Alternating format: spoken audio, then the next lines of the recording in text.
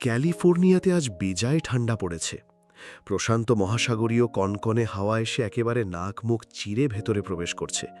এলোমেলো বাতাসের তীব্রতায় ঝরে পড়া আকর্ষণীয় ম্যাপল পাতায় ভরে উঠেছে রাস্তাঘাট। আজকে আর যেন তেন শীতের পোশাক পরে শীত নিবারণ করার সুযোগ নেই, তাই তো উষ্ণ কোট, গ্লাভস, পায়ে বুট আর মাথায় উলের বিনি হ্যাট পরে একেবারে রয়ে শয়ে বেরিয়েছে অনু। আজ বাইরে না গিয়ে ভেলভেট কমফোর্টারের মধ্যে শুয়ে আরাম করে ঘুমালে হয়তো সবচেয়ে বেশি ভালো হতো, কিন্তু আগামীকাল মায়ের অপারেশন, আজ না গেলে কেমন করে হবে? গত দুদিন ধরে অরু আর কৃত্তিক বাড়িতে নেই। এই দুদিনে ওর যথেষ্ট খেয়াল রেখেছে প্রত্যয়। সবসময় ফোন করে খোঁজ নেওয়া, সন্ধ্যায় বাড়ি ফেরার পথে এগিয়ে দেওয়া, কিংবা নার্সিংহোমের কোনোরূপ জরুরি প্রয়োজনে ছুটে আসা, কি না করেছে! এত যত্ন, এত মূল্যায়নে অনুর মতো কঠোর হৃদয়ের মেয়েটাও আজকাল প্রত্যয়ের প্রতি দুর্বলতা অনুভব করে। ইচ্ছে তো করে হৃদয়টা বের করে হাতে তুলে নিয়ে প্রত্যয়কে উপহার দিয়ে দিতে। After all, he deserves it. প্রত্যয়কে নিয়ে অসংখ্য দানাবাঁধা স্বপ্ন আর ভাবনারা মাথায় কিলবিল করছে অনুর। মাঝে মধ্যেই অযাচিত মনে একাই ফিক করে হেসে উঠছে ঠোঁটজোড়া। এক মনে প্রত্যয়কে নিয়ে ভাবতে ভাবতে কখন যে বাস স্টপেজের কাছে চলে এসেছে তার টেরও পায়নি অনু। যখন টের পেল তখন দেখল বাস এখনো আসেনি, অপেক্ষা করতে হবে কিছুক্ষণ। তাই এগিয়ে গিয়ে একটা শিশিরে ভেজা বেঞ্চ হাত দিয়ে সামান্য পরিষ্কার করে সেখানটায় বসে পড়ল। বেঞ্চিতে বসার সঙ্গে সঙ্গে পুনরায় চোখের সামনে দৃশ্যগত হল পূর্বের ন্যায় একই ঘটনা। এই নিয়ে পরপর 3 দিন ওই মেয়েটাকে প্রত্যয়ের সঙ্গে দেখল অনু। রাস্তার ওপাশেই ক্যাফেটেরিয়াতে দাঁড়িয়ে আছে ওরা দুজন। প্রত্যয় কয়েক সেকেন্ড দাঁড়িয়ে মেয়েটাকে কিছু একটা বলে গাড়ি নিয়ে চলে যায়। প্রত্যয় চলে যেতেই একদম হুট করে অজ্ঞাত মেয়েটার চোখে চোখ পড়ল অনুর। এভাবে চোখাচোখি হওয়ায় ভেতরটা কেমন আঁতকে উঠল ওর। তৎক্ষণাৎ তড়িৎ গতিতে চোখ নামিয়ে নিল অনু। জিভ দিয়ে অধল ভিজিয়ে বিড়বিড় করে বলল, অনু নিজের মনেই বিড়বিড় করে বলল, কি মেয়েটা, সবসময় প্রত্যয় সাহেবের সাথেই কেন দেখা যায় তাকে? ওনার বোন কই, চেহারাতে তো মিল নেই। ঠিক তখনই আচমকা পিছন থেকে কেউ ডেকে উঠল। অজ্ঞাত মেয়েটি অনুর পিছনে এসে বলল, এই যে। অনুর অস্পষ্ট বিড়বিড়ানির মাঝেই স্পষ্ট বাংলায় ওকে ডেকে উঠল কেউ। অনেকদিন পর অচেনা মুখে বাংলা আওয়াজ শুনে চট করে মাথা তুলে চাইল অনু। তবে সেই মানুষটিকে দেখে খুশি হবার বদলে উল্টে ভ্রু কুঞ্চিত হয়ে গেল ওর। এ তো একটু আগে প্রত্যয়ের সাথে দাঁড়িয়ে থাকা সেই বাঙালি মেয়েটা। এখানে কি করছে সে? অনু চুপচাপ তাকিয়ে থাকে দেখে মেয়েটা পুনরায় বলল, কানে শুনতে পাও না নাকি? মেয়েটার কথায় চরম ক্রোধের বহিঃপ্রকাশ ঘটল। কওয়া নেই বলা নেই, হুট করে এসে এভাবে খিটখিটে আওয়াজে কথা বলাটা মোটেই পছন্দ হল না অনুর। মেয়েটার আচরণে সুন্দর মেজাজটা হঠাৎ করেই কেমন বিগড়ে গেল। তবুও যতটুকু সম্ভব নিজেকে সংবরণ করে কাট কাট আওয়াজে অনু বলল, কি চাই? অনুর থেকে বোধহয় এতটা কাঠিন্য আশা করেনি মেয়েটা, তাই ও চোখ পাকিয়ে গলার স্বর কঠিন করে বলল, এই মেয়ে, কাকে কি বলছো তুমি? অনু এবার বসা থেকে দাঁড়িয়ে গেল। দুহাত বুকের ওপর ভাঁজ করে রেখে ভ্রু উঁচিয়ে স্বাভাবিক ভঙ্গিমাতে বলল, আপনাকে বলছি কি চাই। মেয়েটা এবার তাচ্ছিল্য করে হেসে বলল, প্রত্যয়ের সাথে যে এত ঢলাঢলি করছো, আমি কে সেটা নিশ্চয়ই বলেছে? না, বলেনি। হয়তো সেরকম ইম্পর্টেন্ট কেউ না, তাই বলার প্রয়োজন বোধ করেনি। আপনার খুব বেশি বলার ইচ্ছে থাকলে আপনিই বরং বলুন, আমি শুনছি। আর হ্যাঁ, একটু জলদি বলবেন প্লিজ, আমার তাড়া আছে। মেয়েটা খিটখিট করে বলে উঠল, বেশি স্মার্ট সাজার চেষ্টাও করো না, তাহলে পস্তাবে। He was just using you to forget someone, and that was me. আমি ওর বিগত 7 বছরের ভালোবাসা। মেয়েটার কথায় অনু শুষ্ক ঢোক গিলল। মনের ভেতর বিশ্বাস হারানোর ভয়টা কুণ্ডলি পাকিয়ে মাথা চড়া দিয়ে উঠছে। তবুও ভেতরের শঙ্কাটাকে নিঃশব্দে আড়াল করে বলল, আপনাদের ভালোবাসা যদি এতই পিওর হয়, এতই দৃঢ় হয়, তাহলে আমার কাছে কি চাইতে আসে আপনার বয়ফ্রেন্ড? ধরে রাখতে পারেন না? মেয়েটার কথায় আত্মবিশ্বাসে ভাটা পড়ল মেয়েটার। সে কয়েকবার চোখের পলক ফেলে বলল, আমি ওকে চিট করেছি, বাট আই স্টিল লাভ হিম। আর আমি এও জানি ও আমার কাছেই ব্যাক করবে, কারণ 7 দিনের ভালোবাসা 7 বছরের ভালোবাসার কাছে কিছুই না। অনু ঠোঁট বাঁকিয়ে হেসে বলল, স্টুপিড। অনু শব্দটা উচ্চারণ করার সাথে সাথে ওর চুল খামচে ধরল মেয়েটা। তারপর প্রচণ্ড ক্রোধে কেঁপে কেঁপে বলল, তুই আমার প্রত্যয়ের ধারে কাছেও আসবি না, নয়তো আমার সুগার ড্যাডিকে দিয়ে তোর খবর করিয়ে ছাড়ব। আমার হাত যে কতটা লম্বা সেটা তোর ধারণারও বাইরে। অনু বিপরীতে কিছু বলবে তার আগেই কোথা থেকে যেন ছুটে এসে এক ঝটকায় ধাক্কা মেরে মেয়েটার হাত সরিয়ে দেয় প্রত্যয়। অন্য হাতে অনুকে আগলে ধরে চিৎকার দিয়ে বলে উঠল, আর ইউ ক্রেজি? রাস্তার মধ্যে কি করছো এসব? নেক্সট টাইম এভাবে পেছনে পড়ে থাকলে আমি তোমার নামে পুলিশ কমপ্লেন করতে বাধ্য হব, তিন্নি। এতক্ষণে বাস এসে পড়েছে। পাবলিক প্লেস হওয়াতে চারিপাশে মানুষ জড়ো হয়ে গিয়েছে মুহূর্তেই। সবার দৃষ্টি এখন ওদের তিনজনের দিকে। কেউ কেউ তো সুযোগ পেয়ে ভিডিও করা আরম্ভ করে দিয়েছে। অনু এতক্ষণ যাবৎ চুপ করেই ছিল, কিন্তু এই মুহূর্তে প্রত্যয়ের এসব আলগা দরদ ওর মোটেই ভালো লাগছে না। গা ঘিন ঘিন করছে। ইচ্ছে তো করছে প্রত্যয়কে সপাটে একটা চড় মেরে দিতে, কিন্তু পাবলিক প্লেসে নাটক করে কারো হাসির পাত্র হতে চায় না অনু। তাই যথাসম্ভব দ্রুত গতিতে প্রত্যয়ের বাহু থেকে নিজেকে এক ঝটকায় ছাড়িয়ে হাঁটা ধরল রাস্তার উল্টো পথে। ওকে এভাবে চলে যেতে দেখে প্রত্যয়ও হাঁটা দিল অনুর পিছু পিছু। প্রত্যয় পেছনে আসছে ব্যাপারটা বুঝতে পেরে অনু ঘাড় ঘুরিয়ে কাঠ কাঠ গলায় বলল, ওখানে দাঁড়ান, আর আসবেন না। অনুরোধ নয়, নিষেধ করছি। অনুর নিমপাতার মতন তেতো কথায় প্রত্যয় আর এগোতে পারল না। অগত্যই দাঁড়িয়ে পড়ল রাস্তার মাঝখানে। অনু চোখ মুছতে মুছতে দ্রুত পায়ে হেঁটে চলে গেল সেখান থেকে। যতক্ষণ পর্যন্ত অনুকে দেখা যায় ঠিক ততক্ষণ ওর যাওয়ার পানে নিষ্প্রভ চোখে তাকিয়ে রইল প্রত্যয়। এক পাও নড়ল না। খুব ভোর নয়, সকাল পেরিয়ে বেলা গড়িয়েছে অনেকটা। চারিপাশে সূর্যের সোনালি আলোর ঝলকানি। অরুষে কখন থেকে কীর্তিকের রুমের সামনে দাঁড়িয়ে দাঁত দিয়ে নখ কাটতে কাটতে পায়চারি করছে। মনে মনে ভাবছে, শুনেছি ভোর রাতে রুমে ঢুকেছে, এখনও ঘুমিয়ে আছে কিনা কে জানে। নখ করব কি করব না, করব কি করব না, না থাক চলে যাই, না একবার করেই দেখি। অরু যখন কি করবে না করবে ভেবেই কুল পাচ্ছিল না, তখনই ভেতর থেকে ডেকে উঠল কীর্তিক, তোর পায়চারিতে মাথা ঘোরাচ্ছে আমার, ভেতরে আয়। অরু চট করে দরজা খুলে ভেতরে ঢুকতে ঢুকতে বলল, আপনি কি করে বুঝলেন আমি দাঁড়িয়ে আছি? কথাটা বলে ভেতরে ঢুকতেই চোখ দুটো খিঁচে বন্ধ করে দ্রুত পেছনে ঘুরল অরু। কীর্তিক গায়ের শর্ট চড়াচ্ছে। ওর জিম করে কৃত্রিম উপায়ে বানানো ভি-শেপ পৃষ্ঠদেশ স্পষ্ট দৃশ্যমান অরুর চোখে। এভাবে অসময়ে এসে পড়ে নিজেই লজ্জিত হল ও। অরুর কথার জবাবে কীর্তিক সামনে ঘুরে শার্টের বোতাম লাগাতে লাগাতে বলল, মেবি আমি তো শরীরের গন্ধ পাই। অরু এখনও পেছনে ঘুরে দাঁড়িয়ে আছে দেখে কীর্তিক পুনরায় বলে, হয়ে গিয়েছে, তাকাতে পারিস। অরু যেন কিছুই বোঝেনি, লজ্জাও পায়নি, সেভাবেই নিজের মুখভঙ্গি স্বাভাবিক রেখে ঘুরে বলল, আপনি কি ভ্যাম্পায়ার? না মানে শুনেছি ভ্যাম্পায়ারেরা মানুষের গন্ধ পায়। ড্রেসিং টেবিলের ওপর থেকে ব্ল্যাক বেল্ট ঘড়িটা হাতে পড়তে পড়তে কীর্তিক বলে, বেশি বেশি ফ্যান্টাসি বই পড়লে এই হয়, মাথার মধ্যে সব ভূতপ্রেত ভর করে বসে আছে। ক্লাসের বই তো খুঁতেও দেখিস না তু। এবার ইউএসএ ফিরে তোকে দেখে নিচ্ছি আমি। পড়াশোনার কথা আসতেই অরু দ্রুত কথা ঘুরিয়ে কাজের কথায় চলে এলো। মিনমিনিয়ে বলল, আপনার ফোনটা একটু দেবেন, আপাকে কল করতাম। রাতের ফ্লাইটে তো ফিরেই যাচ্ছি, কল করার কি আছে? জবাবে অরু ঠোঁট উল্টে বলে, আপার জন্য মন খারাপ লাগছে, আমি কথা বলতে চাই। কীর্তিক নিজের হাতের কাজ করতে করতে বলে, জ্যাকেটের পকেটে আছে, খুঁজে দেখ। আর হ্যাঁ, আমার সামনে বোনের সাথে একদম ন্যাকামি করবি না। যা যা কথা বলার নিজের রুমে গিয়ে বল। অরু হ্যাঁ সূচক মাথা নাড়িয়ে ফোন নিয়ে দ্রুত বেরিয়ে যায়। তারপর আবারও কি ভেবে যেন ফিরে এসে বলে, ফোনের পাসওয়ার্ডটা তোর আর আমার বার্থডে। কি? কানে কম শুনিস? অরু ভয় ততস্থ হয়ে এদিক ওদিক ঘাড় নাড়িয়ে আবারও দ্রুত দৌড়ে চলে যায়। যেতে যেতেই লক খুলে কল লাগায় অনুর নাম্বারে। একবার, দুবার, তিনবার গিয়ে 4 বারের মাথায় কল তুলল অনু। হ্যালো আপা। এপাশ থেকে অরুর উৎসুক গলা শুনেই তেতে উঠল অনু। গলার স্বরে হাজারো বিরক্তি টেনে এনে ঝাঁঝ নিয়ে বলল, কি সমস্যা? কল দিয়েছিস কেন? আমাকে একা রেখে সৎ ভাইয়ের টাকায় থাইল্যান্ড গিয়েছিস, ঘুরছিস, ফিরছিস, খাচ্ছিস, এনজয় করছিস, তবুও স্বাদ মিটছে না? নাকি আমাকে ইউজ করে আমার ঘাড়ে পা দিয়ে জীবন কাটানোর শখ এখনও মেটেনি?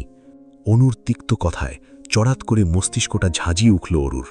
ও নিজেও তেজি স্বরে বলল, মুখে যা আসছে তাই বলে যাচ্ছ তখন থেকে। কি হয়েছে? কি করেছি আমি? অনু উল্টো ক্রোধ দেখিয়ে বলল, যা বলেছি একদম ঠিক বলেছি, বুঝে শুনে বলেছি। তোরা সবাই আমাকে ব্যবহার করিস নিজেদের প্রয়োজনে। কেন বলতো? সব সময় তোদের চিন্তাই আমার কেন করতে হবে? আমার কি ইচ্ছা অনিচ্ছা বলে কিছু নেই? অরু এবার নরম সুরে শুধল, কি হয়েছে আপা? অরুর প্রশ্নের কিঞ্চিত পরোয়া না করে অনু মুখে যা আসছে উন্মাদের মতো তাই বলে যাচ্ছে। অরু জানে আবার রাগ উঠলে মাথা ঠিক থাকে না, পরে আবার নিজেই সব সামাল দেয়। তাই এত এত তিক্ত কথার বিপরীতে অরু নিজের রাগ সংবরণ করে আবারও জিজ্ঞেস করল, কি হয়েছে বল না আপা? কে কি বলেছে তোকে? মা ঠিক আছে? আমি ওর একাধারে প্রশ্নের এক পর্যায়ে অনু নিজের খেই হারিয়ে চেঁচিয়ে বলে উঠল, তুই এবার আমাকে বিচারকদের মতো প্রশ্ন করা বন্ধ কর অরু। আমি বিরক্ত তোর সব প্রশ্নে। তোর এত আনন্দ আমার সহ্য হচ্ছে না। আমার ঘাড়ে পা দিয়ে এভাবে জীবন কাটাতে লজ্জা হয় না তোর? আর কতদিন আমার উপর ভরসা করে বাঁচবি? তোদের দেখভাল করতে করতে হাঁপিয়ে উঠেছি আমি। এবার একটু রেহাই দে। এবার অন্তত আমাকে ইউজ করা বন্ধ কর। আমি তোকে ইউজ করি? হ্যাঁ, করিস। তোরা সবাই মিলে আমাকে নিজেদের স্বার্থে ইউজ করিস। এবার আমাকে আমার মতো বাঁচতে দে অরু। এক নাগারে চোখ খিচে কথাগুলো বলে মুখের ওপর ফোন কেটে দিল অনু। ওদিকে অনুর বলা শেষ কথায় মাথার মধ্যে অগ্নিস্ফুলিঙ্গ অনুভব হল অরুর। কষ্টের সীমানা পেরিয়ে মেজাজ চড়ে এসেছে সপ্তম আসমানে। ইচ্ছে করছে চারপাশের সব কিছু ভেঙে গুড়িয়ে ফেলতে। নিজের অজান্তেই ধপ করে মেঝেতে বসে পড়ে দুহাতে নিজের লম্বা চুলগুলো মুষ্টিবদ্ধ করে নীরবে চোখের জল ফেলতে ফেলতে অস্পষ্ট সুরে অরু বলল, তার মানে মায়ের অবর্তমানে আপাও আমাকে করুণা করে এসেছে। কোনো ভালোবাসা নেই, সবটা করুণা। সবাই করুণা করে আমাকে। এলিসার বাবাকে থাই পুলিশ অ্যারেস্ট করেছে। এবার আর প্রমাণ ছাড়া নয়, সুস্পষ্ট প্রমাণ সমেত তাকে পুলিশের হাতে তুলে দেওয়া হয়েছে। যেহেতু ওর বাবা জেলে আছে, সেহেতু এলিসাকে ব্ল্যাকমেল করার মতো আপাতত কেউ নেই। বলতে গেলে এলিসা এখন পুরোপুরি নিরাপদ। শায়েরের কথায় অর্ণব আর কীর্তিক হ্যাঁসূচক মাথা নাড়ল। অর্ণবের সম্মতি শুনে শায়ের এবার উচ্ছ্বসিত সুরে বলল, তাহলে তো আমাদের মিশন কমপ্লিট। আজ রাতে পার্টি করলে কেমন হয়? এবার অর্ণব বিরূপ প্রতিক্রিয়া জানিয়ে বলল, তুই কি পাগল? এলিসার মন ভালো নেই আর তুই আছিস তোর পার্টি নিয়ে? কীর্তিক কিছু একটা ভেবে পায়ের ওপর পা তুলে বলল, আমার হাতে সময় নেই, কাল ভার্সিটিতে এক্সাম, ফিরতে হবে। শায়ের হতাশ হয়ে বলল, তোরা না থাকলে আমি কি জিন ভূতের সাথে পার্টি করব নাকি? চল রাতেই ফিরে যাই তাহলে। কথাটা শেষ করে শায়ের কেবলই বসা থেকে উঠে দাঁড়িয়েছে। ওর সামনের ডিভানটাতে এখনও কীর্তিক পায়ের উপর পা তুলে বসা। তখনই কোথা থেকে যেন উরু এসে এক প্রকার হামলে পড়ল শায়েরের উপর। ওর চেহারা বিধ্বস্ত, চুলগুলো এলোমেলো, চোখ দুটো টলছে, সেথা থেকে গুড়িয়ে পড়ছে অশ্রুসিক্ত নোনা জল। অরু চারপাশের কারোর দিকে নজর না দিয়েই শায়েরের কলার দুটো শক্ত করে চেপে ধরে কান্না মিশ্রিত কণ্ঠে বলল, শায়ের ভাইয়া, বিয়ে করবেন আমায়? আপনার তো কোনো গার্লফ্রেন্ড নেই, তাছাড়া আপনার মাথার সবগুলো তারও ঠিকঠাক আছে। আমার আপনাকে বিয়ে করতে কোনো আপত্তি নেই। আমি কারোর বোঝা হয়ে থাকতে চাই না, কারোর করুণার পাত্রীও হতে চাই না আর এক মুহূর্ত। বিয়ে করবেন আমাকে? হতে পারে আমি আপনার চেয়ে বয়সে একটু বেশিই ছোট, তাতে কি আসে যায়? ভালো করে তাকিয়ে দেখুন, আমি সুন্দরী। এদিকে শায়ের অরুকে কি দেখবে? অরুর পেছনে দাঁড়িয়ে থাকা কীর্তিককে দেখেই ওর গলা শুকিয়ে এসেছে। কীর্তিকের জ্বলন্ত আগ্নেয়গিরির দাবানলের মতো চোখ দুটো দেখেই ওর হাত পা কেমন কেঁপে কেঁপে উঠছে। চোখ দিয়ে বারবার কীর্তিককে ইশারা করে বোঝাচ্ছে, ভাই আমি কিছু জানি না, তোর জানের জান পরাণের পরাণ অরুই আমাকে ইচ্ছে করে ভাসাচ্ছে। কীর্তিক এক নজর শায়েরকে পরখ করে কপালে 2 আঙুল ঠেকিয়ে কিছু একটা ভাবল। তারপর হুট করেই উঠে দাঁড়িয়ে অরুর হাতটা শক্ত করে চেপে ধরে ওকে ইচ্ছে মতো টানতে টানতে বেডরুমে নিয়ে ছুঁড়ে মারল। অকস্মাৎ টাল সামলাতে না পেরে অরু হুমড়ি খেয়ে মেঝেতে পড়ে গিয়ে ডুকরে কেঁদে উঠল। দাঁড়ানো থেকে এভাবে হুট করে মেঝেতে পড়ায় কনুই আর হাঁটুর অবস্থা বেগতিক। কাঁদতে কাঁদতে অরু নিজেকে সামলানোর চেষ্টা করছে খুব, কিন্তু প্রচণ্ড আঘাতে হাত পাগুলো যেন অসাড় হয়ে পড়েছে ওর। ওকে ছুঁড়ে ফেলে দিয়ে কীর্তিক নিজের 2 পকেটে হাত গুজে দাঁড়িয়ে স্পষ্ট কণ্ঠে বলল, আমি আসছি, ততক্ষণ এখানেই পড়ে থাক। অন্য কারোর শরীরে হাত ছোঁয়ানোর শাস্তিটা সময় হলে টের পাবি। অরুকে নিজের রুমে আটকে রেখে কীর্তিক আবারও ওদের কাছে ফিরে আসে। অর্ণব, সায়র, এলিসা তিনজনই ভয়ার্ত দৃষ্টিতে তাকিয়ে আছে কীর্তিকের পানে। সবাইকে নিশ্চুপ হয়ে থাকতে দেখে সায়র একটু সাহস করে বলে ওঠে, কি করেছিস ওর সাথে? সাপের ফনা তোলার মতো তড়িৎ গতিতে সায়রের দিকে হিংস্র দৃষ্টি নিক্ষেপ করে কীর্তিক বলে, যা ইচ্ছে করেছি, আমাদের প্রাইভেট কথাও তোকে শেয়ার করতে হবে। সায়র কিছু বলতে যাবে, তার আগেই অর্ণবকে থামিয়ে দিয়ে বলল, আর একটাও কথা বলবি না সায়র, নয়তো কীর্তিকের হাতে আজই তোর খেল খতম। বারক কয়েক জোরে জোরে নিঃশ্বাস ছেড়ে কীর্তিক নিজের পকেট থেকে একটা পেন ড্রাইভ বের করে অর্ণবের হাতে দিয়ে বলে, ডকুমেন্টসগুলো যত দ্রুত সম্ভব বের কর। পেন ড্রাইভটা হাতে নিয়ে সেটাকে উল্টে পাল্টে দেখে অর্ণব নিজের ঠোঁট কামড়ে বলল, একটু বেশি তাড়াহুড়ো হয়ে যাচ্ছে না ব্যাপারটা? অর্ণবের দিকেও অগ্নিদৃষ্টি নিক্ষেপ করে কীর্তিক। কীর্তিকের চোখের হিংস্রতা দেখে অর্ণব চোখ নামিয়ে নিলে এলিসা এগিয়ে এসে অর্ণবের কাঁধে হাত রেখে বলে, যে যা করতে চাইছে সেটা ওকে করতে দে অর্ণব। অর্ণব এলিসার দিকে তাকিয়ে ছলছল নয়নে বলে ওঠে, তুই বললে আমি সবকিছু করতে রাজি যান, তুই শুধু একবার বল জেকের সাথে আমারটাও। অর্ণব আর কিছু বলবে তার আগেই নিজের 3 ইঞ্চি হাই হিল নিয়ে অর্ণবের পায়ের উপর দাঁড়িয়ে পড়ল এলিসা। অতঃপর ওর কাঁদো কাঁদো মুখের দিকে তাকিয়ে মেকি হেসে এলিসা শুধায়, কি যেন বলছিলি, আবার একটু বল। দুপুর গড়িয়ে বিকাল হয়েছে। সূর্যের আলো পূব আকাশ থেকে পশ্চিমে গিয়ে ঠেকেছে। অরু এখনও মেঝেতে বসে বিছানায় মাথাটা এলিয়ে দিয়ে ফুপিয়ে কাঁদছে। অনেকক্ষণ ধরে একটানা কাদার ফলে ক্ষণে ক্ষণে কেঁপে উঠছে ওর ক্রন্দনরত ছোট্ট শরীরটা। তখন আপার সাথে রাগ করে কি বলতে কি বলেছে, কাকে বলেছে, কিছুই মাথায় ঢোকেনি। অথচ এখন সেসব কথা মনে পড়লেই ইচ্ছে করছে নিজের মাথায় নিজেই বাড়ি মেরে বেহুশ হয়ে যেতে। সবার সামনে কতটা নির্লজ্জের মতো সায়েরকে গিয়ে বিয়ের কথা বলেছে ও। এখন ভাবলেও বিরক্তিতে শরীরটা চিড়বিড়িয়ে উঠছে। সবাই কি ভেবেছে কে জানে, যে যা ভাবুক ভাবুক, তবে অরু ঠিক করেই নিয়েছে সায়ারের মুখোমুখি আর এই জীবনে হবে না ও। কি করেই বা হবে? সায়ারকে দেখলেই তো নিজের করা মস্ত বড় বোকামির কথা বারবার মনে পড়ে যাবে। সকালের কর্মকাণ্ডের কথা ভেবেই হাত পা ছড়িয়ে আরও এক দস্তুর কেঁদে ভাসালো অরু। তারপর মনে মনে ভাবল, আপাকে আরেকবার কল করে দেখলে কেমন হয়?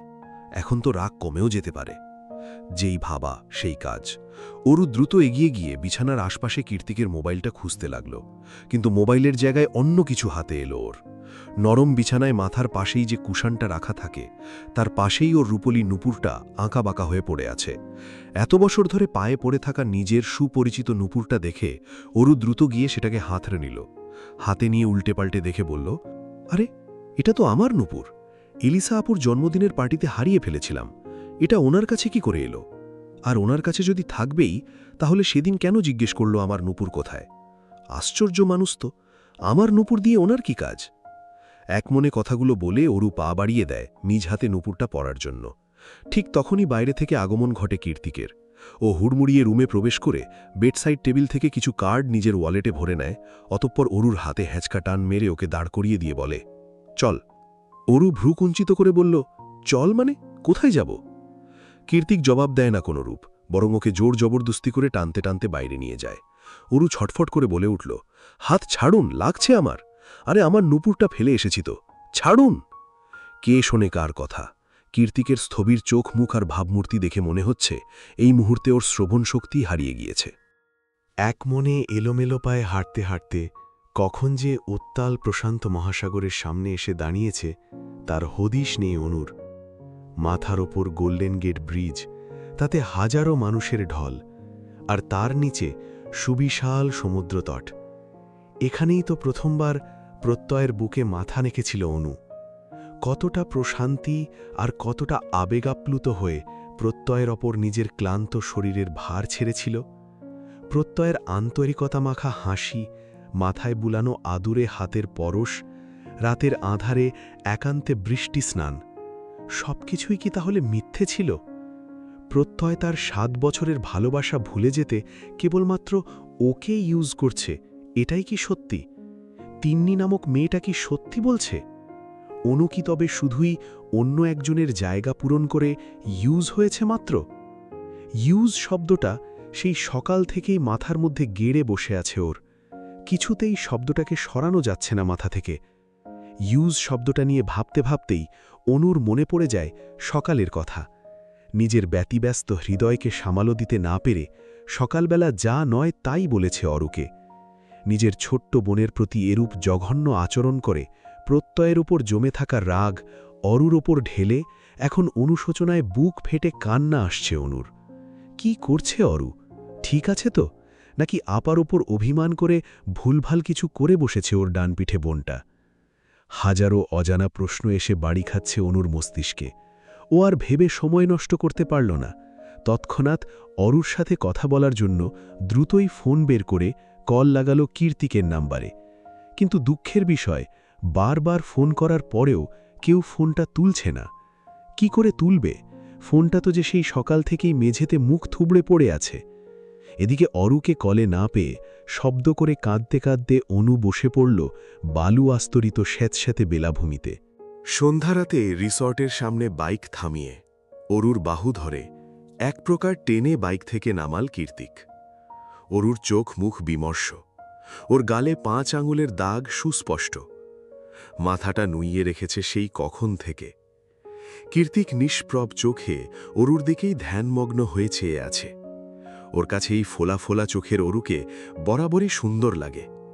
আজ মনে হচ্ছে আরও একটু বেশি সুন্দর লাগছে। অরুর বরণে ছিল সুতির ঘাগরা আর ওভারসাইজ টপসের ওপর বাঞ্জারা কারুকার্যের কোটি। লম্বা হাঁটুসম চুলগুলো ঢিলে ঢালা করে হাত খোপা বাঁধা। এতক্ষণ ধরে হেলমেট পরে থাকায় খোপাটা মনে হচ্ছে আরও ঢিলে হয়ে গিয়েছে। এখনই খুলে পড়বে ভাব। দুধে আলতা রাঙা মুখটা কেঁদে কেটে লাল বর্ণ ধারণ করেছে। তবে সন্ধ্যারাতের হ্যাজাকের আলোয় এই লাল লাল চেহারায় বড়ই মায়াবী লাগছে তাকে।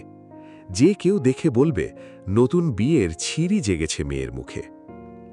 খানিকক্ষণ বাদে ওদের পেছন পেছন উবার থেকে নেমে এলো অ্যালিসা, অর্ণব আর সায়রও। কারো মুখে টু শব্দ নেই ওদের। চারিপাশে পিন পতন নীরবতা।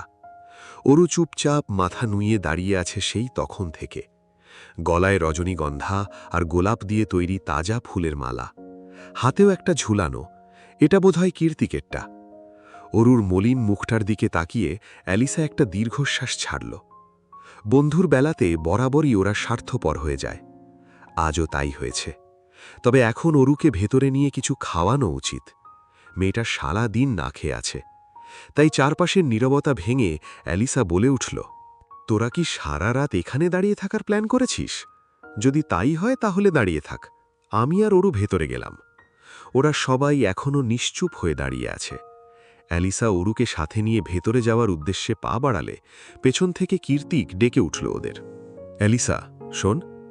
অ্যালিসা ঘুরে দাঁড়িয়ে জিজ্ঞাসু দৃষ্টিতে ওর পানে চাইলে কীর্তিক একটা সাইন করা চেকের পাতা অ্যালিসার দিকে এগিয়ে দিয়ে বলল, এটা অরুর মোহরানার টাকা, ওকে দিয়ে দিস।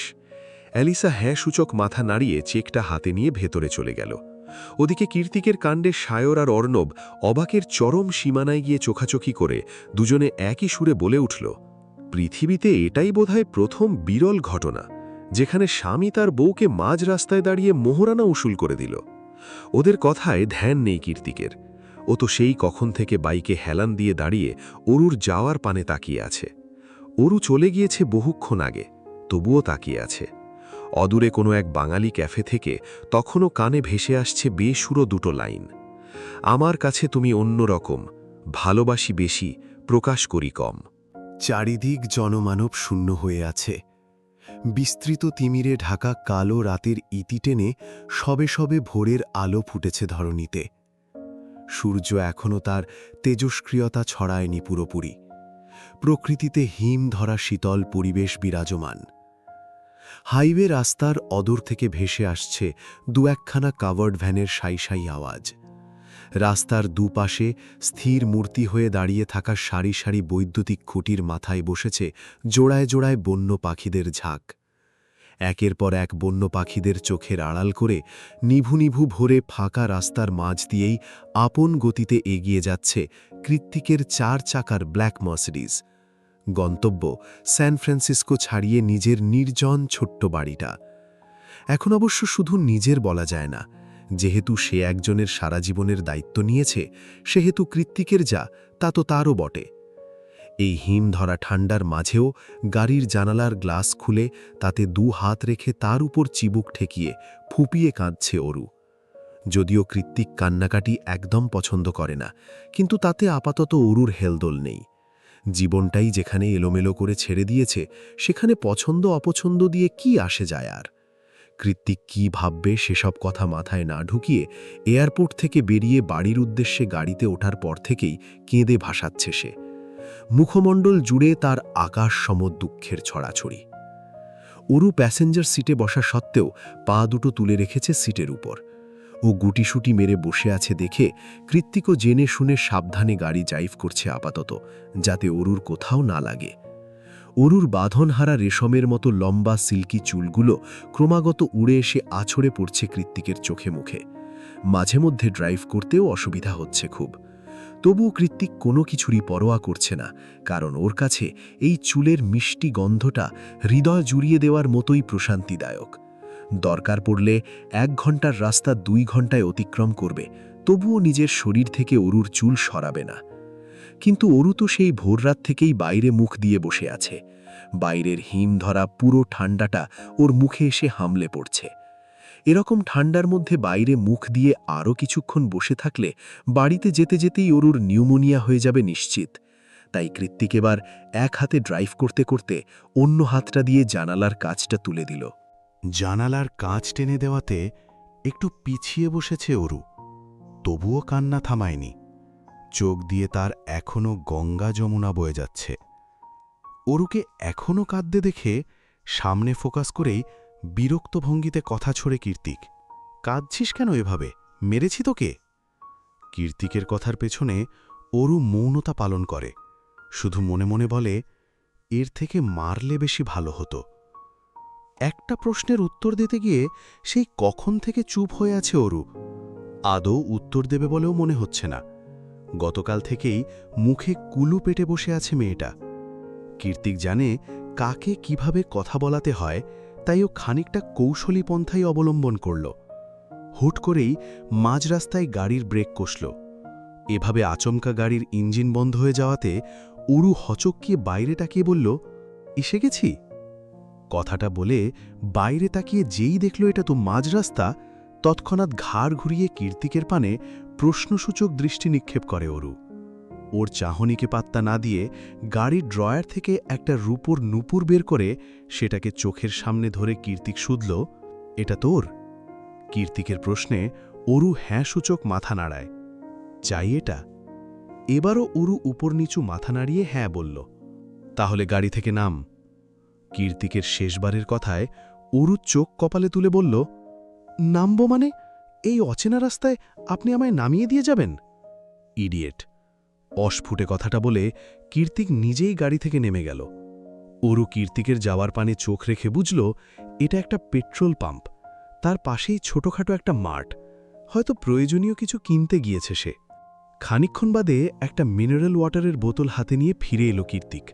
অতঃপর গাড়িতে বসে সেটা অরুর দিকে এগিয়ে দিয়ে বলল, বাইরে গিয়ে চুকমুখ ধুয়ে আয়, তোকে পেতনির মতো দেখাচ্ছে, আমি রীতিমতো ভয় পাচ্ছি। কীর্তিকের কথাটা অরুর মোটেও পছন্দ না হলেও এই মুহূর্তে চোখে মুখে আদতে একটু পানি ছিটানো প্রয়োজন, তাই গাইগুই না করে লম্বা চুলগুলোকে হাত খোপা বেঁধে গাড়ি থেকে বেরিয়ে গেল অরু। চোখে মুখে ইচ্ছে মতো পানির ঝাপটা দিয়ে নাক টেনে নিজেকে একটু স্বাভাবিক বানিয়ে পুনরায় গাড়িতে ফিরে এলো। অরু গাড়িতে বসতেই ওর দিকে টিস্যু এগিয়ে দিল কীর্তিক। অরু টিস্যু দিয়ে মুখ মুছতে মুছতে বলল, এবার তো দিন, নুপুরটা আমার ছোটবেলার স্মৃতি। নুপুরটা নিয়ে যাওয়া কি খুব দরকার? পরে নিলে হয় না? কীর্তিকের কথায় অরু আচমকা দৃষ্টিপাত করল ওর চোখের দিকে। মনে মনে বলল, আশ্চর্য, আমার নুপুর দিয়ে ওনার কাজটা কি? অরুর ভাবনার ছেদ ঘটিয়ে একটানে ওর পা দুটো নিজের উরুর ওপর তুলে নিল কীর্তিক। এভাবে পা তুলে ফেলায় অকস্মাৎ পেছনে ঝুঁকে গেল অরু। পুরো গাড়ি জুড়ে তখনও পিনপতন নীরবতা বিরাজমান, যার দরুন অরুর তীব্র শ্বাসপ্রশ্বাস আর হঠাৎ বেড়ে যাওয়া হৃৎস্পন্দনের আওয়াজ স্পষ্ট শুনতে পাচ্ছে কীর্তিক। অরুর এহেন পরিস্থিতিকে গ্রাহ্য না করে আলতো হাতে ওর পায়ে নুপুর পরানো শুরু করে সে। নিজ পায়ে কীর্তিকের হাতের নরম স্পর্শ অনুভব হতেই ঠোঁট কামড়ে ফুপিয়ে কেঁদে ওঠে অরু, নিজের এলোমেলো অজানা অনুভূতিতে বিরক্ত। যা সম্ভব নয় তাই সম্ভব করে ছেড়েছে কীর্তিক। কিন্তু অরুকেই কেন বলির পাঠা বানিয়ে এই রকম একটা অস্বাভাবিক সম্পর্কে জড়ালো সে?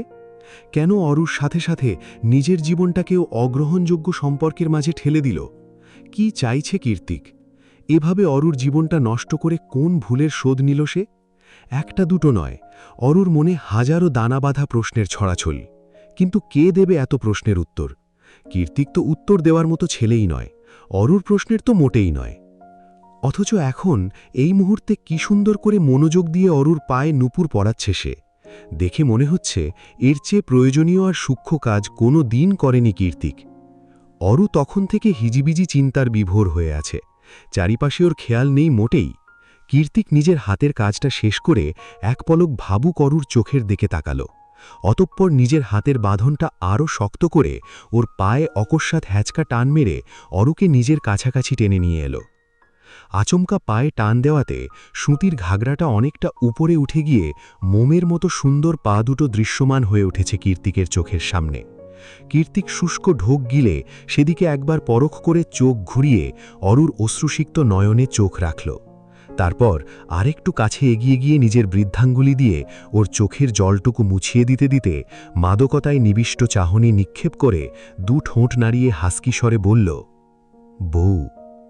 কীর্তিক খুব আস্তে করে শব্দটা উচ্চারণ করলেও অরুর শ্রবণেন্দ্রিয়তে তা স্পষ্ট পৌঁছেছে। কথাটা শোনা মাত্রই অজানা শিহরণে শরীর ছেয়ে গেল অরুর, কাঁটা দিয়ে উঠল শরীরের প্রত্যেকটা লোমকূপ। ইস, কি অস্বস্তিদায়ক অনুভূতি! অরুর কেমন কেমন লাগছে, গলাটা শুকিয়ে কাঠ হয়ে গিয়েছে মুহূর্তেই। কীর্তিক এখনও একইভাবে তাকিয়ে আছে। অরু আমতা আমতা স্বরে বলে উঠল, আমি পানি পান করব। অরুর কথায় কীর্তিকের ঘোর কেটে যায়। ও মুহূর্তেই অরুর থেকে দূরত্ব বাড়িয়ে ড্রাইভিংয়ে মনোযোগ দেয়। ড্রাইভ করতে করতে মনে মনে কীর্তিক ভাবছে, যাক, কান্নাকাটি তো অন্তত থেমেছে। ওদিকে অরু এক নিঃশ্বাসে ঢকঢক করে পানি পান করে পুরো বোতল খালি করে ফেলেছে। তবুও কোনো কিছুর তৃষ্ণায় হাঁসখাস করছে ভেতরটা। কি অদ্ভুত এই অনুভূতি! কীর্তিক কি জাদু জানে? অনু ফ্রন্ট ইয়ার্ডেই দাঁড়িয়েছিল। অরু অনুকে দেখা মাত্রই ফেঞ্চ গেট ঠেলে ভেতরে প্রবেশ করে দৌড়ে গিয়ে অনুর গলা জড়িয়ে ধরে হাউমাউ করে কেঁদে ওঠে। অনু জানে অরুর এমন কান্নার কারণ ও নিজেই, তাই নিজের কাজে বড্ড অনুতপ্ত অনু। অরুর এমন হৃদয় নিংড়ানো কান্নার গতিবেগে অনুও আর নিজেকে সামলে রাখতে পারল না। বোনকে দু হাতে জড়িয়ে ধরে ডুকরে কেঁদে ওঠে অনু, বলে, আপার ওপর অভিমান করে এভাবে কাঁদিস না সোনা, আপা খুব সরি, আর কখনো তোকে এভাবে বকব না, আমার ঘাট হয়েছে। অনুর কথায় ক্রন্দনরত অরু এদিক ওদিক না সূচক মাথা নাড়ায়। অরুর ভাবভঙ্গি অনুর বোধগম্য হয়নি, তাই অনু পুনরায় নরম সুরে বলল, বলেছি তো আর কখনো বকব না এভাবে। এসেছিস থেকে কেঁদেই যাচ্ছিস, কি হয়েছে? কৃত্তিক ভাইয়া কিছু বলেছে? দেখি, আমার দিকে তাকা। অরুর গাল দুটো আঁজলা করে ধরে মুখোমুখি দাঁড় করিয়ে অনু আবারও শুধায়, কৃত্তিক ভাইয়া কিছু বলেছে? অনুর প্রশ্নে অরু পেছনে দৃষ্টি নিক্ষেপ করে। তাকিয়ে দেখে কৃত্তিক নেই, হয়তো ভেতরে চলে গিয়েছে অনেক আগেই। তারপর পুনরায় অনুর দিকে তাকিয়ে না সূচক মাথা নাড়িয়ে নাক টেনে অরু বলে, কেউ কিচ্ছু বলেনি।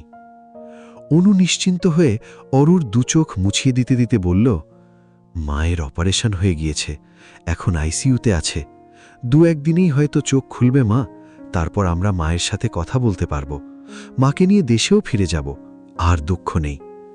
এত বড় একটা খুশির খবরেও কেন যেন খুশি হতে পারল না অরূপ। কি করে পারবে? গতকাল রাতেই নিজের সবটা সৎ ভাইয়ের নামে লিখে দিয়ে এসেছে। এসব কথা জানাজানি হলে মা, আপা কেউই ওকে মেনে নেবে না, ভালোবাসবে না, উল্টে নোংরা বলে আখ্যায়িত করবে। এতগুলো দিন পরে একটুখানি খুশির মুখ দেখেছিল ওর পরিবারটা, অথচ অরু সবার আড়ালে সেটা ধূলিসাৎ করে মাটিতে মিশিয়ে এসেছে। কৃত্তিক কেন করল এমনটা? নিজের ভাবনার মাঝেই অরু তৎক্ষণাৎ মনে মনে ঠিক করে নিয়েছে কৃত্তিককেও প্রশ্ন করবেই করবে, তাতে যা খারাপ হওয়ার হোক। তাছাড়া কৃত্তিক তো ওর সাথে খারাপ কোনো কিছু করার বাদ রাখেনি, তাহলে এত ভয় কিসের? অরুর অজ্ঞাত ভ্রমকে ভাঙিয়ে দিয়ে ফ্রেঞ্চ গেট ঠেলে আগমন ঘটে প্রত্যয়ের। প্রত্যয়কে দেখে অরু এক নজর অনুর মুখের দিকে তাকিয়ে দ্রুত হেঁটে বাসার ভেতরে চলে যায়। অরু চলে গেলে অনু নিজেও পা বাড়ায় ভেতরে যাওয়ার উদ্দেশ্যে। এই মুহূর্তে প্রত্যয়ের সাথে কথা বলা তো দূরের কথা, ওর মুখটাও দেখতে ইচ্ছে করছে না অনুর। কিন্তু পেছনে ঘুরে কয়েক কদম পা বাড়াতেই প্রত্যয় ওকে টেনে ব্যাকইয়ার্ডে নিয়ে দেওয়ালের সাথে চেপে ধরে। প্রত্যয়ের এমন কাণ্ডে অনু রেগে মেগে ঝাঁঝিয়ে উঠে বলে, কি অসভ্যতা শুরু করেছেন? বাড়িতে কৃত্তিক ভাই আছে। প্রত্যয় ওর মুখটা শক্ত হাতে চেপে ধরে বলল, শশ, ওই জন্যই তো বলছি আস্তে কথা বলো।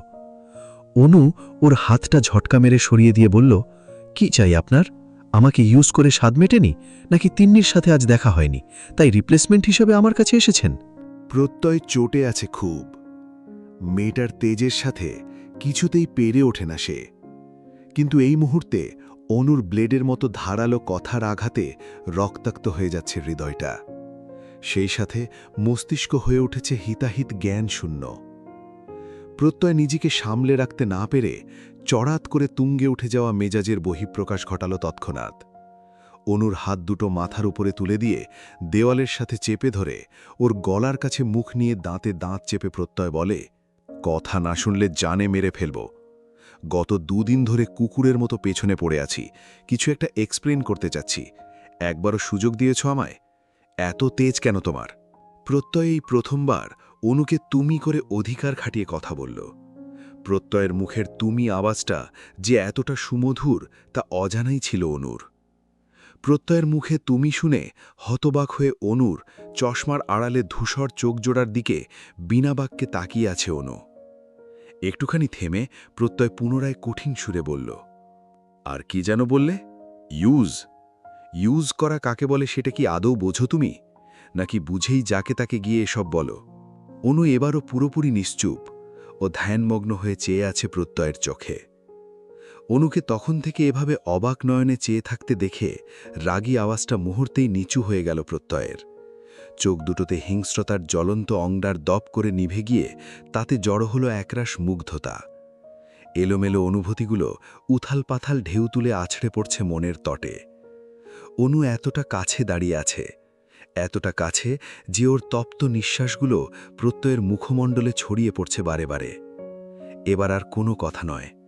অনুর নিষ্প্রভ চোখে এক পলক চোখ রেখে প্রত্যয় নিজের খেই হারিয়ে ফেলল মুহূর্তেই। নিজের ওষ্ঠাগত করে নিল অনুর তীর তীর করে কাঁপতে থাকা অধৈর্য গল। অনুর ঠোঁটের ছোঁয়ায় হঠাৎ করেই যেন উন্মাদনা ছড়িয়ে পড়ল প্রত্যয়ের শরীরের রন্ধ্রে রন্ধ্রে। অনুর দিক থেকে কোনরূপ বাধা না আসাতে পরম আবেশে চোখ দুটো বন্ধ হয়ে গেল আপনা আপনি। এদিকে প্রত্যয়ের নরম ঠোঁটের স্পর্শে অনুর জান যায় যায় অবস্থা। খানিকক্ষণ চোখ বন্ধ রেখে স্থির হয়ে দাঁড়িয়ে থাকলেও পরক্ষণেই 2 হাত দিয়ে প্রত্যয়কে ঠেলে সরিয়ে দিয়ে তড়িৎ গতিতে মুখ ঘুরিয়ে অন্যদিকে তাকালো অনু।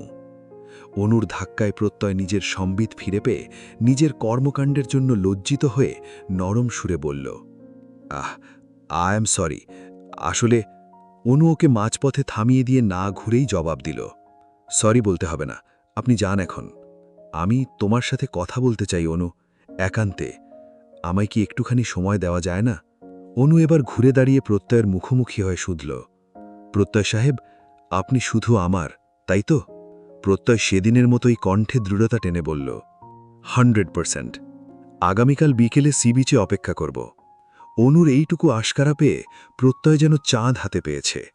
খুশির ঝিলিক ফুটে উঠেছে ওর মুখে চোখে। প্রত্যয়কে এভাবে নিঃশব্দে ঠোঁট কামড়ে হাসতে দেখে অনু ভেতরে যেতে যেতে ঘাড় ঘুরিয়ে আবারও পেছনে তাকিয়ে বলল, আর হ্যাঁ, বাবলটি আনতে ভুলবেন না যেন। প্রত্যয়ের নরম হাসি এতক্ষণে পুরো ঠোঁট জুড়ে প্রসারিত হল। ও পেছন থেকে হাঁক পেড়ে বলল, যথা আজ্ঞা মহারানী। মাঝরাতে ফেরি লাইটের নিভু নিভু আলো আর সুইমিং পুলে নীলচে পানির কলকলানি মিলেমিশে পুরো ছাদ বারান্দা জুড়ে ম্যাজিক্যাল আলো ছায়া তৈরি করেছে। মাথার উপর খোলা আকাশ, আকাশে রূপর থালার মতো মস্ত বড় চাঁদ উঠেছে। কখনো কখনো সেই চাঁদ ঢেকে যাচ্ছে পেজা তুলোর মতো উড়ো মেঘে, আবার কখনো তির্যক রূপলি আলো ছড়াচ্ছে পুরো ভুবন জুড়ে। চাঁদের দিকে তাকিয়ে নিকোটিনের ধোঁয়া ছাড়তে ছাড়তে সেটাই তখন থেকে বেশ আগ্রহ নিয়ে পরখ করছে কীর্তিক। রাত প্রায় 2:35, তাও চোখের পাতায় ঘুম আসার নাম নেই। তাই তো রুম থেকে বেরিয়ে ছাদ বারান্দায় এসে সিগারেট ধইয়েছে সে। সিগারেটের কুণ্ডলি পাকানো ধোঁয়ার সাথে সাথে উড়িয়ে দিচ্ছে নিজের মনে জমানো অজস্র অযাচিত ভাবনাগুলোকে। অবশ্য এখন আর ভেবে লাভটাই বা কি? অরু সারা জীবনের জন্যে ওর। অরু নামটা ভাবতে যতটা দেরি হলো, অরু সেখানে উপস্থিত হতে ততটা দেরি হলো না। নিশুতি রাতে কারো নিস্তব্ধ পায়ের আওয়াজ পেয়ে কীর্তিক পেছনে ঘুরে দেখল অরু দাঁড়িয়ে আছে। পরনে খয়েরি রঙের সুতির চুড়িদার, লম্বা চুলগুলো দিয়ে টুকপাপ করে পানি ঝরে শরীর ভিজে যাচ্ছে, তাতেও হেলদোল নেই অরুর। চোখে মুখে চরম বিষণ্ণতার ছাপ স্পষ্ট। হাত পায়ের ফর্সা ত্বকগুলো ফ্যাটাসে হয়ে কুচকিয়ে আছে, মনে হচ্ছে অনেকক্ষণ ধরে পানিতে ভিজেছে। অরুর এমন অদ্ভ্রান্তের মতো মুখশ্রী দেখে কীর্তিক ভ্রু কুচকে শুধাল, এত রাতে শাওয়ার কেন নিয়েছিস, কি প্রয়োজনে? অরু জবাব দেয় না, চুপচাপ গিয়ে দাঁড়ায় কীর্তিকের মুখোমুখি হয়ে। কীর্তিকের পরনে কালো হুডি আর ওভারসাইজ ডেনিম। ওর নিষ্প্রভ চোখে কীর্তিকের কালো কুচকুচে হুডিটার দিকে চেয়ে আছে চুপচাপ। ওর কর্মকাণ্ড দেখে কীর্তিক বিরক্ত ভঙ্গিতে পড়ল, হ্যাঁ, তো রাতে না ঘুমিয়ে এখানে কি? আমার সাথে ঘুমাবি? ঘুমালে চল, আমিও একটু আরাম করে ঘুমাই। কীর্তিকের কথা শেষ হওয়ার সঙ্গে সঙ্গে দু হাতে ওর পেশিবহুল বুকের উপর ধাক্কা দিয়ে ওরও কাঁদতে কাঁদতে বলল, কেন করলেন এটা? কি দোষ করেছি আমি? কোন দোষের শাস্তিস্বরূপ আমার জীবনটা এভাবে তছনছ করে দিলেন আপনি? বলুন, কেন? কি হলো বলুন? এবার দুবার তিনবার যখন কীর্তিকের বুকের উপর অরু ধাক্কা দিতে যাবে, তখনই ওর দুহাত শক্ত করে চেপে ধরে কীর্তিক। চেহারায় গাম্ভীর্য টেনে এনে কঠিন সুরে বলে, যা করেছি খুব ভেবেচিন্তে ঠান্ডা মাথায় করেছি। এবার এটা যত তাড়াতাড়ি মেনে নিবি ততই তোর জন্য মঙ্গল। কীর্তিকের কথায় অরু ঝাঁজিয়ে উঠে বলল, আপনি কি পাগল? আপনার বাবা জামশেদ জায়ান চৌধুরী আমার মায়ের প্রয়াত স্বামী। সে হিসেবে আপনি আমার সৎ ভাই। কিভাবে ভুলে গেলেন এটা? অরু কথাটা উচ্চারণ করার সঙ্গে সঙ্গে কীর্তিক টান মেরে এক হাতে ওর কোমর জড়িয়ে ধরে অন্য হাতে শক্ত করে ওর গাল দুটো চেপে বলে, খবরদার, নিজেকে আমার বোন বলবি না, একদম মেরে ফেলব।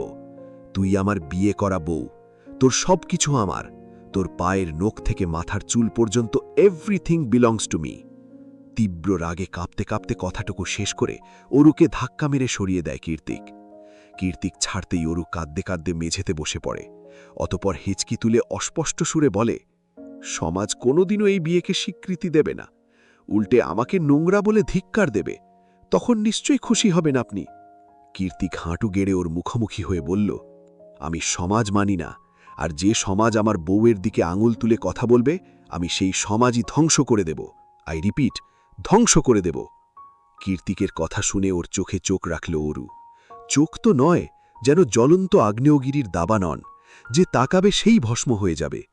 অথচ ফর্সা পুরুষালী তীক্ষ্ণ চোয়ালজোড়া মুখশ্রীটা কতটাই না সুদর্শন। এক মুহূর্তের জন্য অরুর মনে হল এই অসম্ভব সুদর্শন মানুষটা ওর স্বামী। হুট করেই কেমন কীর্তিককে অন্য নজরে আবিষ্কার করছে অরু। কয়েক মুহূর্তের জন্য নিজেকে বসিয়ে দিল কীর্তিকের বাম পাশে তার পত্নী রূপে। পরবর্তীতেই অন্য মনটা লাফিয়ে উঠে বলল, না না, এটা কি করে সম্ভব? এমন একটা রাগী, বদমেজাজি, বেপরোয়া লোকের সাথে সারা জীবন কাটানো অসম্ভব। কারণ আর যাই হোক, সারা জীবন কীর্তিকের হাতে মার খাওয়ার কোনো ইচ্ছে নেই অরুর। কি হল? হঠাৎ করে কীর্তিকের কথায় ধ্যান ভাঙে অরুর। পেরিয়ে আসে নিজের দিবা স্বপ্ন থেকে। ছোট্ট করে জবাব দেয়, কিছু না। কীর্তিকর ভেজা চুলে হাত বুলিয়ে দিয়ে আশ্বস্ত করে পুনরায় বলে, অনেক রাত হয়ে গিয়েছে, ঘুমিয়ে পড়। চিন্তা নেই, পুরো দুনিয়া আমি দু হাতে সামলে নেব। তোর গায়ে কলমকের আঁচও আসতে দেব না, এটুকু ভরসা রাখতেই পারিস। হার্টবিট। কীর্তিকের শেষ কথায় অরু চকমকে মাথা তুলে বলল, কি? বলেছি তুই আমার হার্টবিট। অরু কিছু বলবে, তার আগেই ওর দিকে চোখ পাকিয়ে কীর্তিক বলল, আর একটাও প্রশ্ন করবি না, তাহলে মার খাবি। অপরাগ অরু আর কি বা করবে? মারের ভয়ে চুপচাপ পা বাড়ায় নিজের জন্যে বরাদ্দকৃত রুমের দিকে। কীর্তিক অরুর যাওয়ার পানে তাকিয়ে দ্বিতীয়বার বিড়বিড় করে, হার্টবিট।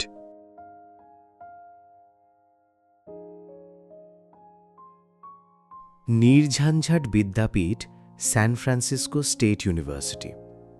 স্যান ফ্রান্সিসকোর মধ্যে সবচেয়ে সুপরিচিত এবং নামকরা হওয়াতে এই ভার্সিটিতে ফরেনার শিক্ষার্থীদের অভাব নেই, সেই সাথে সাথে ফরেনার প্রফেসরদেরও।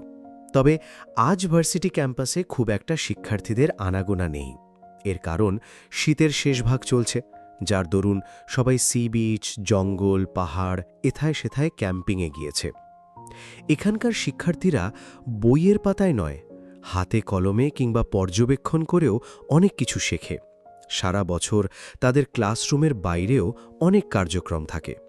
অরুও বিগত কয়েক মাসে অনেক কিছুই শিখেছে, অনেক কিছু লক্ষ্য করেছে, ভালো মন্দ দুটোই। আমেরিকার সংস্কৃতির মধ্যে এমন অনেক কিছুই আছে যা শুনলে বা দেখলে গা ঘিন ঘিন করে ওঠে। তার মধ্যে নিখিল ভাইয়ের রিলেশনশিপ অন্যতম। এখনও কীর্তিকের বলা কথাগুলো মনে পড়লে নাক সিটকে উঠছে অরুর। ভার্সিটির গেট পেরিয়ে নরম সবুজ ঘাসগুলোকে পায়ে মারাতে মারাতে হিজিবিজি ভাবনায় বিভোর হয়ে আছে অরু। ওর পরনে চিকনকারির সফেদ রঙের লং কুর্তি আর লেগিংস। কুর্তির উপরে এঁটে আছে লেডিজ ডেনিম জ্যাকেট। লম্বা চুলগুলো পনিটেল করে গার্ডার দিয়ে বাঁধা। ধীর গতিতে হাঁটার জন্য মাথাটাও নিচু হয়ে আছে সেই কখন থেকে। ওই জন্যই তো সায়নী যে সেই কখন থেকে তার সাথে সাথে হাঁটছে, অরুর তাতে হদিশ নেই। এতক্ষণ ধরে পাশে পাশে হাঁটার পরেও মেয়েটা একবার মাথা তুলে তাকালো অবধি না। কি এমন ভাবছে ও?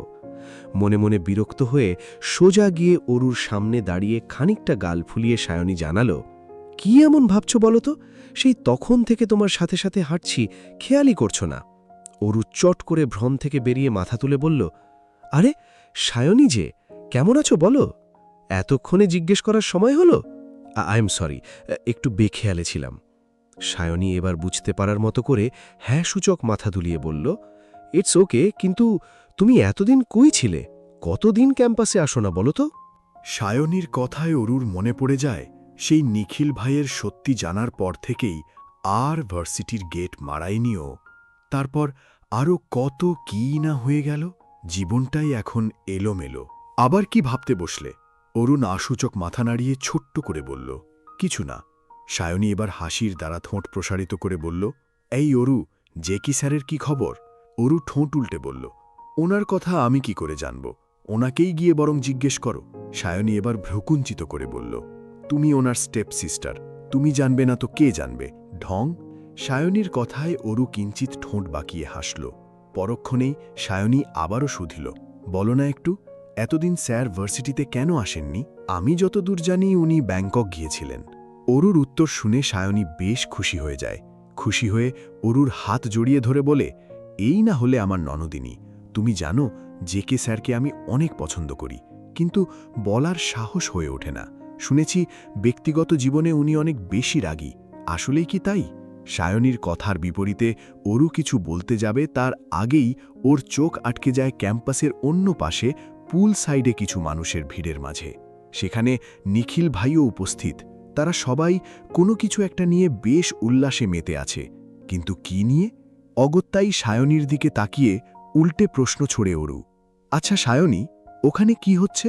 সায়নী অরুর দৃষ্টিপাত অনুসরণ করে সেদিকে একবার তাকিয়ে বলল, সায়েন্টিস্ট ডিপার্টমেন্ট থেকে বাংলাদেশি নিখিল ভাই ওদের গ্রুপের টিম লিডার হয়েছে, সেটারই সেলিব্রেশন করছে বন্ধুবান্ধবদের নিয়ে।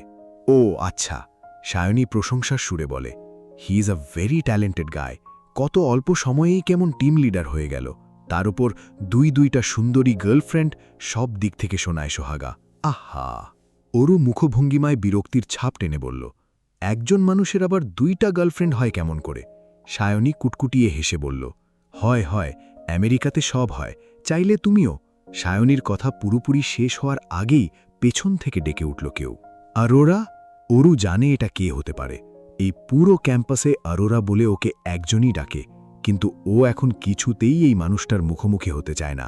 তাই অন্যদিকে মুখ ঘুরিয়ে না শোনার ভান করে চোখ খিঁচে চুপচাপ দাঁড়িয়ে রইল সেখানেই।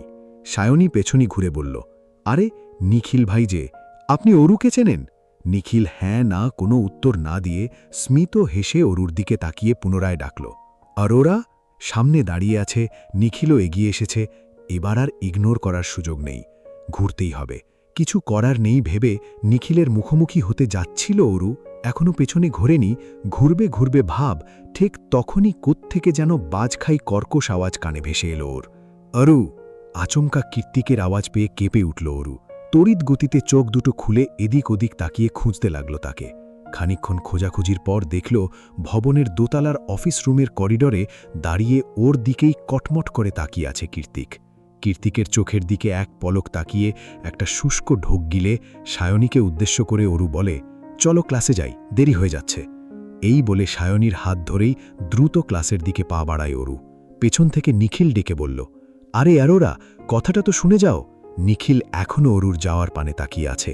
তখনই অন্য দিক থেকে একজন এসে নিখিলের উদ্দেশ্যে বলে, আরে ভাই, তুমি এখানে? তোমার গার্লফ্রেন্ডদের কেউ ধাক্কা মেরে পুলে ফেলে দিয়েছে। একটাও তো সাঁতার জানে না, দুটোই হাবুডুবু খাচ্ছে। নিখিল আশ্চর্য হয়ে বলল, কি বলছো? কে ফেলল? তা জানি না, ভিড়ের মাঝে কে কাকে ধাক্কা দিয়েছে বলা মুশকিল, তুমি তাড়াতাড়ি যাও। নিখিল হ্যাঁ সূচক মাথা নাড়িয়ে দ্রুত সেখান থেকে প্রস্থান করে। অরু, সায়নী, নিখিল সবাই যে যার মতো চলে গিয়েছে, যার ফলে নরম ঘাস আবৃত জায়গাটা শূন্যই পড়ে আছে। দোতলার করিডোরে কীর্তিক এখনও সেই শূন্যস্থানের দিকে তাকিয়েই ঠোঁট বাঁকিয়ে হাসছে। পায়ের স্যান্ডেল দুটো আঙুলের ভাঁজি নিয়ে খালি পায়ে সাগরের কোল ঘেঁষে হাঁটছে অনু।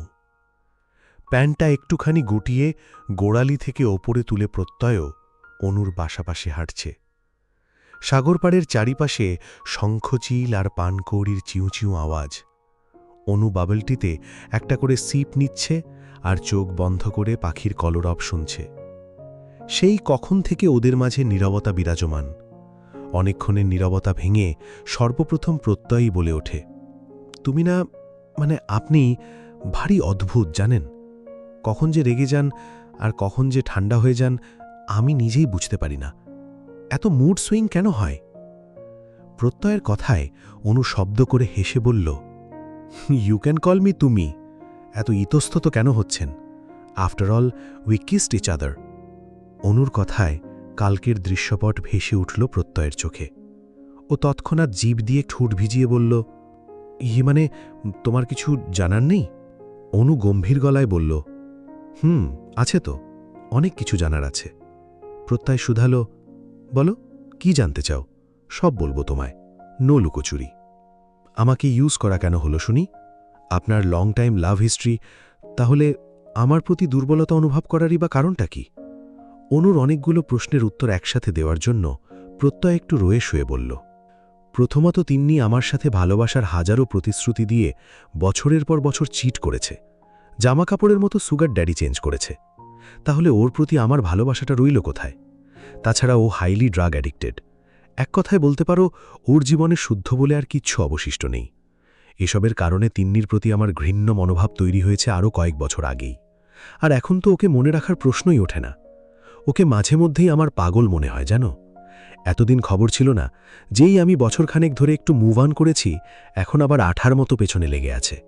ওর কাজই বোধহয় আমার জীবনটাকে অগোছালো করে দেওয়া। তবে হ্যাঁ, এরপরও যদি দ্বিতীয়বার এমন কিছু করে, আমি যথাযথ ব্যবস্থা নেব, আই প্রমিস। একটুখানি থেমে বুকের ভেতরের চাপা নিঃশ্বাসটা উগড়ে দিয়ে প্রত্যয় আবারও বলে, এবার যদি তুমি বলো তুমিই কেন, সেটার উত্তর আমার জানা নেই।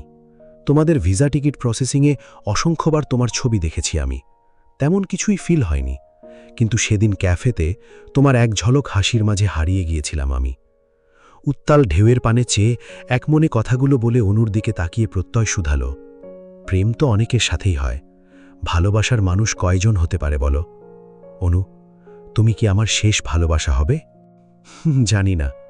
প্রত্যয়ের মুখের ওপর কথাটা বলে সামনের দিকে হাঁটতে হাঁটতে ঠোঁট কামড়ে মুখ টিপে হাসছে অনু।